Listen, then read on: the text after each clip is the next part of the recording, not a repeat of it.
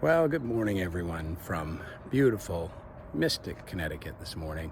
As you can see behind me, I am in downtown Mystic. I came down for a trip from Portland, Maine for the weekend to visit my good friend Dale Bowden, who is a fellow poker player and also a really good friend who I met through the poker community, and his beautiful girlfriend Maddie, who set me up at the Whalers Inn, which is a nice hotel here in Mystic, which is very nice of them to do that. She's the guest relations manager, and even though there was a wedding weekend, she set me up really nicely with a room, which was much appreciated.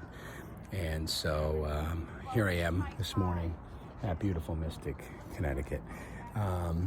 Today I wanted to briefly talk to you about a topic that I've been meaning to share, and I've been processing how I wanted to share, as we always kind of do in our lives. And the topic that I want to talk about is sobriety. And no smoking gun here.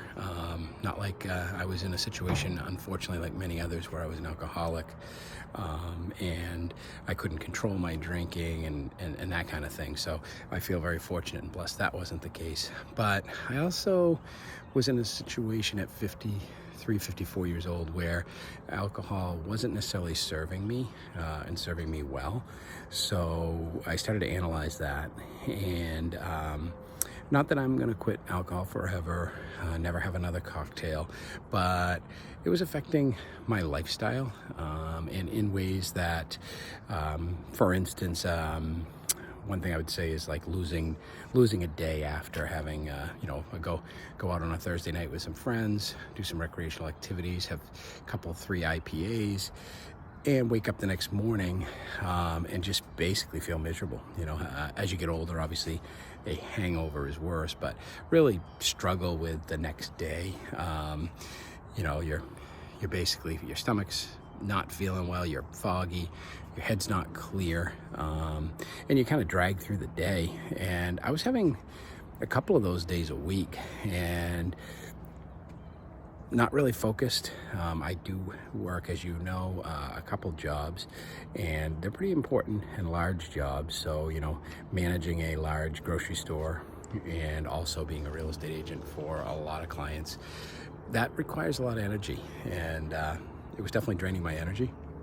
Another, on a more personal note, the other thing is, and I'm not a huge person, but I was about 25 pounds overweight, and alcohol is definitely a weight gainer, especially the beers I was drinking with the calories. So that was another factor. So some bloat, that's definitely come down. And, health-wise, I mean, your liver, let's face it, alcohol's a poison, and your liver trying to remove those toxins, it goes through a lot of work.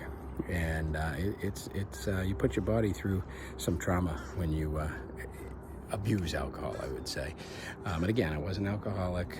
It was not like I would go on benders where I drink for days. It's not like I had to have a drink, during my work day or any of those things. But, I definitely was probably drinking more. I mean, the recommended allowance is probably 2 to 4 drinks a week. And there were days where I had 2 to 4 drinks. And I think I'm not alone in that. So, that was my decision back. I lost my mom in January of 2023, unfortunately. And the catalyst for my not drinking was not that, but certainly leading up to that, where she was sick for a year, I was partaking in, bearing some of my stress and anxiety and sadness over her with alcohol. Nothing, like I said, much different than my typical lifestyle, but there were times when I was hiding my fears of her passing in that. Also, my wife and I had a lot of conversations because as an overweight male, one of the classic signs of being overweight and alcohol is snoring, and I was snoring enough that she couldn't really sleep. She is a light sleeper, but I had friends mention it too when we'd go places. So when you're snoring to the point where, the people in the other room can hear you, or it's affecting them, then you're snoring, you got to worry about sleep apnea. And if you don't know what sleep apnea is, you don't want it. it basically is interrupting your sleep all night with your interrupted breathing, and it interrupts your heart rhythm. And I have mild sleep apnea, but a lot of highly overweight people who also are drinking can have real bad apnea, which it's basically you're waking up every 1 to 2 minutes all night long, even though you don't know it, and you're gonna have some significant problems. Cardiac problems and things of that nature. A lot of people wear CPAP masks, which then opens the airways so they don't have that, but it's kind of, no pun intended, masking the problem. So but anyway, back to the sobriety thing. So I started January, I think 28th, and we're in September now, and my original goal was, hey, let's do a 90-day detox. I had been, except my mom had passed, I'd been on vacation, so I was like, let's do a 90-day detox. I had done 90 days before. Let's see how it treats me. And so I did that, and then I was like, you know what, I feel pretty good. Never done more than 90 days without a drink, so let's do 6 months. So I did that, and I'll tell you, at the 6-month point, I was really proud of that achievement, but also really feeling different about alcohol, feeling different about its impact. So I decided, hey, let's see how long we want to run this. So I don't know how long I'll go, to be frank with you. Might go a year, might not drink again, might have a social cocktail here or there. I don't know. What I do know is I won't go back to the level that I was formerly, of having, a couple beers after work, feeling sluggish and tired, not sleeping well, that kind of thing. So I don't know where the journey will take me. I loved having a nice cold IPA with friends, a setting like this. If you're here having some lunch, or if you're, going on vacation, and you're at a band and you're listening to music, it's nice to have a cocktail and relax. And I think we all, or a lot of us, enjoy that. Not all of us, obviously. There's plenty of people that never drink. But then on the flip side of that is I do those things now, and I don't miss having alcohol. I went on a 7-day vacation with friends to the beach. This is my party group, my guy group. We do it all. We're at the beach, we're cornhole. We're going out at night, we're doing dinners, we're hitting the casinos, traveling all around, just having a great time, doing cornhole tournaments, breweries. And I did a week with them several times now, and I didn't drink, and the whole group of 10 or 12 are all partying it up, and I felt great the next morning. Kind of a morning like today where I'm out, I'm enjoying myself, it's beautiful. And a couple of them are nursing some good sized hangovers and not feeling their best self. So there's value in that to me, and I'm thinking much clearer. A couple of the benefits, my business is much better, both at Hannaford, the grocery store I manage, but also with my real estate business. I have a lot more energy. I'm a lot more focused, things that I couldn't have gotten to. I'd stay up late at night doing real estate contracts after my regular work. As my side hustle, I'd be doing contracts. My days off, I'd have to be, up trying to take clients out. And I was dragging some days, and it wasn't my best self. And now those things are not there. Some other benefits I will tell you about that I think you really might want to think about is physically. I have had back surgery back 25, 30 years ago, and my back's always a problem. And I say problem, it's not a problem like some people have in life, but it's a nuisance. My back hurts. I have to be careful all the time. It aches. I have pain in my leg, and I have knee pain, joint pain. I treated my body pretty roughly for 50 years between sports and car accidents and, rough housing and those things. So now when I get up in the morning, my whole body doesn't hurt.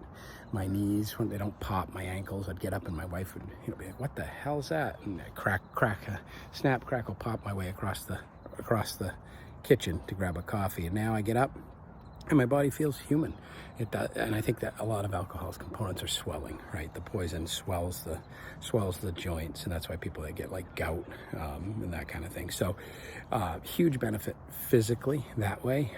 Energy, like I said, swelling, all inflammation basically, and also the sleep. You don't get, as we all know, we don't get what's called REM sleep, or the alpha wave sleep you're supposed to get when you're really resting your brain. Alcohol skips that step, and that's why it's a lot of fatigue when you wake up. So that was a huge benefit, is sleep, and you need sleep. I mean, people that are sleep deprived, all kinds of things happen, and it's not healthy for your heart and your body. So sleeping like a champion, and also not having the snoring. So my wife's much happier when she's not being woken up all night as well. That wasn't fair to her. So shout out to her for tolerating that for the amount of time she did. And so those are some benefits there. Productivity, clarity, feeling good. I mean, these are fairly significant items that serve you well, right? And alcohol was not serving me well in that way. So I highly recommend, if you haven't tried it and you are a casual drinker or a heavy drinker, that you give it a go. Some of my friends have done it and followed my lead, and they're experiencing a lot of the similar things I am. And I do want to mention, and I didn't, another benefit, which has been huge. Anxiety, which I'm not a huge filled with anxiety person, but anxiety in terms of patience. At work, I'd have a situation come up, and very frustrating, dealing with some, things that, HR issues, or you're dealing with a real estate contract, and there's a snag in the middle of the inspection, and now all of a sudden parties want to walk away, or you're dealing with a customer at the grocery store who's extremely agitated. And I used to find, again, I can solve a lot of problems. I'm a very patient person, but I would find that my agitation level would rise. I've been doing it a long time, so there's that. You get kind of burnt out, but coping and agitation, and that is 90% better. Nothing really bothers me. And I think underlying with that is alcohol. I think, and I have friends that we've been out for a night drinking and, partying up pretty good. And the next morning, I've got a friend that would have panic attacks in the morning with a hangover. That didn't happen to me, but he would literally lay on the couch and say, geez, I don't think we can go to breakfast. I'm kind of having a panic attack. So I think alcohol does induce anxiety, and I think it does affect your mood and your patience. So another shout out to that. So there's other benefits as well. There's money saving. I go out and have a couple beers at dinner at $8-12 a beer. Figure it's about $3,000 to $4,000 a year between social alcohol at restaurants, and my 4-pack of IPAs was like $18.99 or $20.99, because in Maine we get the good craft brews. So financial, another piece. So I could kind of go on. This has been a little bit of a long video, so I'm gonna wrap it up. But if you haven't tried it, I think you should. I think give it a month, give it 3 months, see how you feel, and you might find that you want to keep it up. So I'll update you as things progress, and hope you have a great day. It's a beautiful morning here in Mystic. I'm off to meet my buddy Dale for NFL football. We're going to go over to Foxwoods, as a local casino here, and watch the games, and probably take some people's money at the poker table. All right, for now, peace out.